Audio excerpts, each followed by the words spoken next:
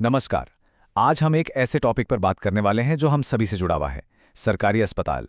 ये हमारी स्वास्थ्य व्यवस्था की रीढ़ हैं। पर क्या हो अगर वहाँ कुछ गलत हो जाए, इलाज में लापरवाही हो या कोई और दिक्कत आए, तो हम क्या कर सकते हैं? आइए आज इसी पूरी प्रक्रिया को बिल्कुल आसान शब्दों में समझते हैं। देखिए, इसमें कोई शक नहीं कि सरकारी अस्पताल हमारे देश में लाखों करोड़ों लोगों के लिए एक लाइफलाइन की तरह है। ये वो जगह हैं जहां कम खर्च में जरूरी मेडिकल सुविधाएं मिलती हैं। सच में ये हमारे हेल्थ केयर सिस्टम की नींव है। लेकिन सवाल ये उठता है कि क्या होता है जब यही लाइफलाइन, यही जीवन रेखा कहीं से कमजोर पड़ जाती है, जब हमें वो देखभाल नहीं मिलती जिसके हम हकदार हैं। तब एक आम नागरिक होने के नाते हमारे पास क्या रास्ते हैं? तो चलिए आज की इस चर्चा के रोड मैप पर एक नज़र डालते हैं। सबसे पहले हम समझेंगे कि शिकायत की नौबत क्यों आती है, फिर जानेंगे कि हमारी आवाज़ उठाना इतना ज़रूरी क्यों है।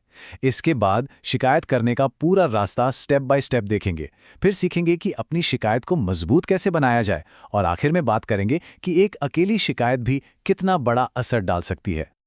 तो शुरू करते हैं पहले पॉइंट से। आखिर वो कौन सी आम वजह हैं जिनके चलते किसी को शिकायत दर्ज करवानी पड़ती है? आमतौर पर शिकायतों को हम 4 हिस्सों में बांट सकते हैं। पहला और सबसे गंभीर है मेडिकल लापरवाही, यानी इलाज में कोई चूक, गलत बीमारी बताना या इलाज में बेवजह की देरी। दूसरा, अस्पताल की अपनी कमियां, जैसे साफ सफाई की कमी या जरूरी मशीनों का ना होना। तीसरा, स्टाफ का गलत बर्ताव। और चौथा, एडमिनिस्ट्रेशन से जुड़ी दिक्कतें, जैसे घंटों लंबी लाइनें या बिल में कोई गड़बड़ी। अच्छा, अब शिकायत कैसे करें, इस पर आने से पहले ये समझना बहुत ज़रूरी है कि आखिर शिकायत करना क्यों मायने रखता है।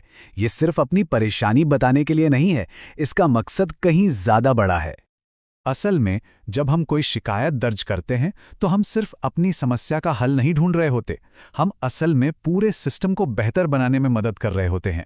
हमारी एक आवाज़ भविष्य में न जाने कितने लोगों को उसी परेशानी से बचा सकती है। तो फिर शिकायत करने का सही तरीका, सही रास्ता क्या है? चलिए इसे एक एक कदम करके समझते हैं। देखिए, ये एक तरह की सीढ़ी है जिसके 5 पायदान हैं। हमें एक एक करके इन पर चढ़ना है। शुरुआत होती है सीधे अस्पताल एडमिनिस्ट्रेशन से, और अगर वहां बात न बने तो ये रास्ता राज्य के हेल्थ डिपार्टमेंट, मेडिकल काउंसिल और यहां तक कि कंज्यूमर फोरम तक भी जाता है। तो पहला कदम, सबसे पहला और जरूरी काम यह है कि हम अपनी बात अस्पताल के अंदर ही रखें। हर अस्पताल में एक इंटरनल ग्रीवेंस रिड्रेसल मैकेनिज्म होता है, मतलब एक अंदरूनी शिकायत सुलझाने का सिस्टम। हमें बस मेडिकल सुपरिटेंडेंट के नाम एक लिखित शिकायत देनी है, जिसे कंप्लेंट बॉक्स में डाल सकते हैं या सीधे ईमेल भी कर सकते हैं। यकीन मानिए, कई बार तो छोटे मोटे मामले यहीं पर सुलझ जाते हैं।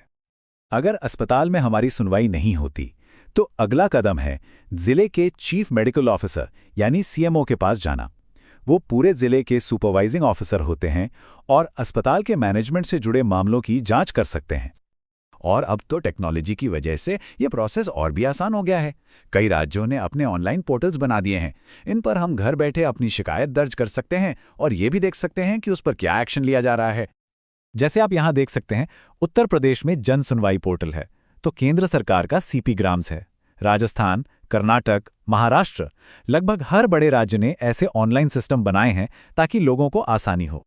अच्छा, अगर हमारी शिकायत किसी खास डॉक्टर के बर्ताव या उनकी लापरवाही से जुड़ी है तो हमें स्टेट मेडिकल काउंसिल यानी एसएमसी के पास जाना चाहिए। ये काउंसिल डॉक्टरों के खिलाफ एक्शन लेने के लिए बनी है और नियम के हिसाब से उन्हें 6 महीने के अंदर शिकायत पर फैसला देना होता है। और अब आते हैं 5वें और आखिरी कदम पर। अगर इलाज में हुई लापरवाही से किसी को कोई शारीरिक या आर्थिक नुकसान हुआ है तो मुआवजे के लिए कंज्यूमर फोरम का दरवाज़ा खटखटाया जा सकता है। इसके लिए ई दाखिल पोर्टल के जरिए ऑनलाइन केस फाइल करने की भी सुविधा है। पर एक मिनट, सिर्फ शिकायत कर देना ही काफ़ी नहीं होता, हमारी शिकायत में दम होना चाहिए। तो सवाल यह है कि एक मजबूत केस बनाने के लिए हमें किन किन चीज़ों की ज़रूरत पड़ेगी?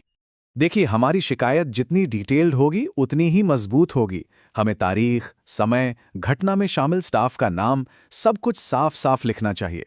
साथ में मेडिकल रिकॉर्ड, बिल्स, दवा की पर्चियां जैसे सारे डॉक्यूमेंट्स लगाने चाहिए। और अगर मुमकिन हो तो सबूत के तौर पर फोटो या वीडियो भी बहुत काम आते हैं। तो चलिए अब आखिर में इस पूरी प्रक्रिया के असर पर बात करते हैं। क्या सच में एक अकेली आवाज, एक अकेली शिकायत कोई बड़ा बदलाव ला सकती है? बिल्कुल, हर एक शिकायत एक डेटा पॉइंट की तरह है। ये सिस्टम को बताती है कि कहाँ कमी है, कहाँ सुधार की जरूरत है। ये सिर्फ हमारा अधिकार नहीं, बल्कि एक बहुत पावरफुल टूल है जो सिस्टम में जवाबदेही लाता है और बदलाव की नींव रखता है। तो जाते जाते बस एक सवाल, जरा सोचिए, अगर बेहतर देखभाल के लिए उठने वाली हर एक आवाज को ध्यान से सुना जाए, तो हमारी पब्लिक हेल्थ सिस्टम की तस्वीर क्या होगी, क्या बन सकती है वो? क्योंकि याद रखिए, एक एक आवाज मिलकर ही बदलाव का शोर बनती है।